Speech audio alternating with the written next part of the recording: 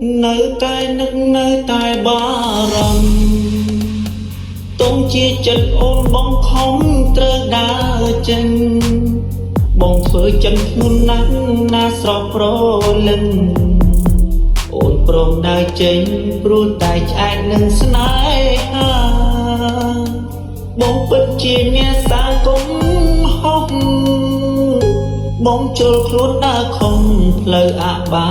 យមុខអើយអូនពេលនេះរងទុក្ខរងទុំគឺដោយសារតែរូបបងជាមនុស្សប្រុងមិនបានការឲ្យស្រំជីវ៉ាអូនឈឺផ្សារាល់ថ្ងៃបងជាមនុស្សដែលមិនអាណិតស្រីធ្វើបាបស្រីដោយសារបងលំភ្លឺបងធ្លាក់ខ្លួនផងកាន់តែជើហើយអូនប្រាប់យ៉ាងណាក៏បងនៅមិនធូរស្បើយក្នុងចិត្តបងមិនដែលស្ដាប់ពាក្យសំដីវមិត្តពាក្យទាំងអស់នោះគឺបងស្ដាប់មិន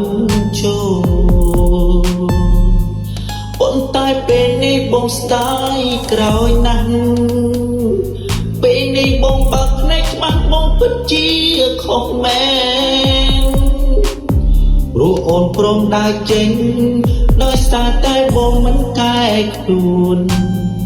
អូនឈឺផ្ទួនអូនទ្រាំស្នេហ៍បងលែងបានហើយ